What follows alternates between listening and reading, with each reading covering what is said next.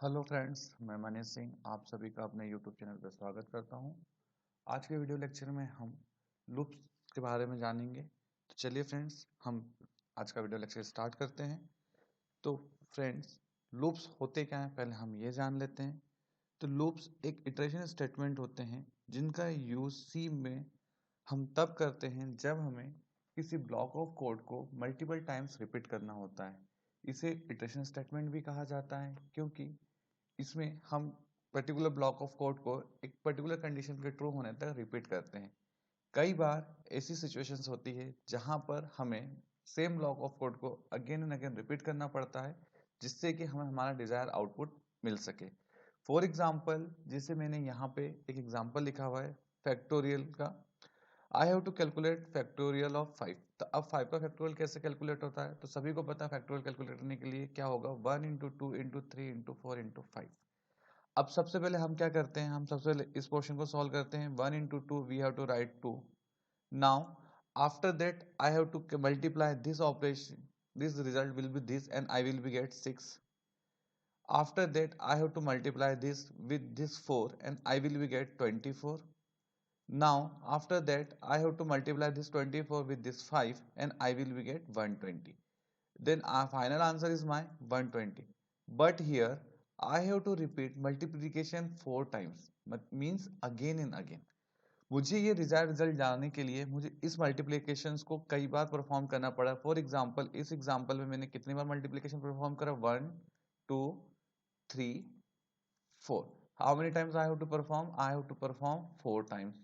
तो यहाँ पे अगर मैं ये रिपीटेशन परफॉर्म नहीं करता तो I will not get the answer. तो अब आपको समझ में आ गया होगा कि हमें लूप की नीड क्यों होती है।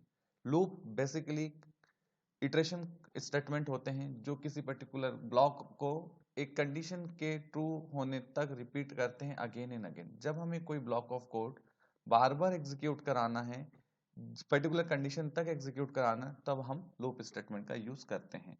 चलिए फ्रेंड्स, आगे बढ़ते हैं। लूप्स बेसिकली 3 टाइप के होते हैं सी लैंग्वेज में, for loop, while loop, do while loop.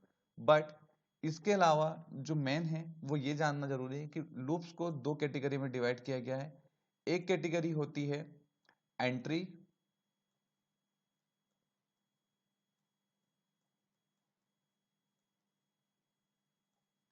एक कैटेगरी होती है एंट्री और एक कैटेगरी होती है एग्जिट। एंट्री कंट्रोल लूप वो होते हैं जिनमें कंडीशन लूप के एग्जीक्यूशन के पहले चेक की जाती है, और एग्जिट कंट्रोल लूप वो होते हैं जिसमें पहले कोड एग्जीक्यूट होता है, उसके बाद एग्जीक्यूट कंडीशन चेक की जाती है। तो जो आपके फॉर लूप और व्हाइल लूप है उन्हें एंट्री कंट्रोल लूप कहा जाता है क्योंकि इसमें पहले कंडीशन चेक की जाती है। अगर कंडीशन ट्रू होती है तो ही लूप की बॉडी एग्जीक्यूट होती है, अदरवाइज लूप की बॉडी एग्जीक्यूट नहीं होती है। जबकि डू व्हाइल लूप को एग्जिट कंट्रोल लूप कहा जाता है क्योंकि इसमें पहले लूप की बॉडी एग्जीक्यूट होती है, उसके बाद कंडीशन चेक होती है। अगर कंडीशन ट्रू होती है तो लूप की बॉडी फिर से एग्जीक्यूट होती है, नहीं तो लूप की बॉडी एग्जीक्यूट नहीं होती है। तो कहने का मतलब यह है कि फॉर लूप और व्हाइल लूप में अगर कंडीशन पहली बार में ही फॉल्स हो जाती है तो हमारा लूप एक बार भी एग्जीक्यूट नहीं होगा। लेकिन डू व्हाइल लूप में अगर हमारी कंडीशन फॉल्स भी है तब भी हमारा लूप कम से कम एक बार एग्जीक्यूट होगा। तो फ्रेंड्स, बेसिकली आपको यह समझ में आया होगा कि लूप क्या होता है। लूप में 2 टाइप के लूप मैंने बताए, entry loop and exit loop.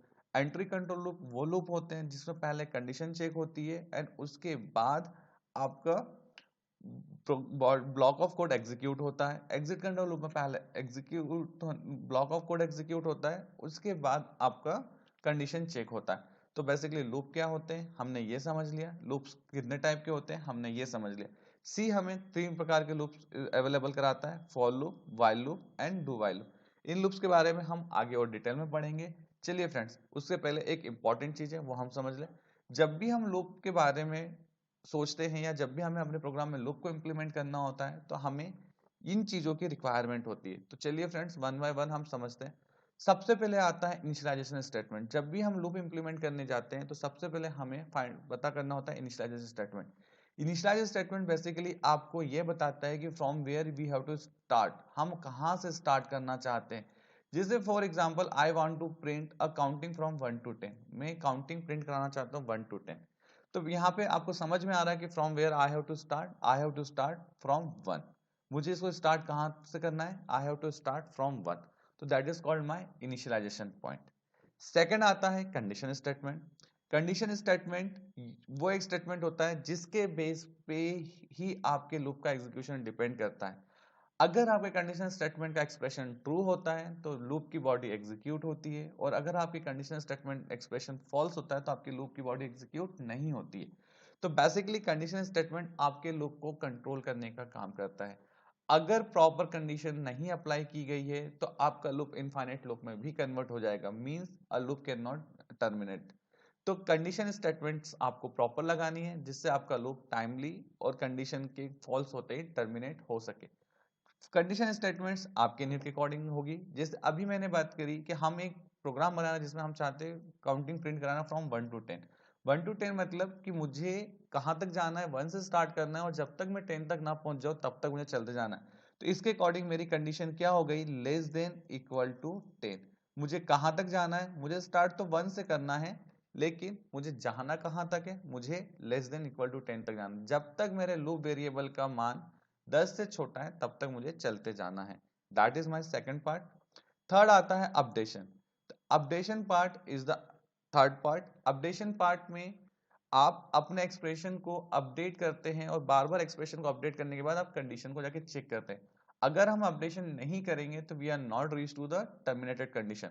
जैसे इस केस में हमारा अपडेशन पार्ट क्या होगा, +1, क्योंकि +1 की होगा, हमने स्टार्ट किया 1 से, अगला स्टेटमेंट मेरा क्या आएगा 2, उसके बाद मेरा स्टेटमेंट क्या आएगा 3। तो मुझे हर स्टेप के बाद एक इंक्रीमेंट करते जाना है, और ये इंक्रीमेंट मुझे तब तक करते जाना है जब तक कि मेरे लूप वेरिएबल की वैल्यू 10 के बराबर या उससे कम है।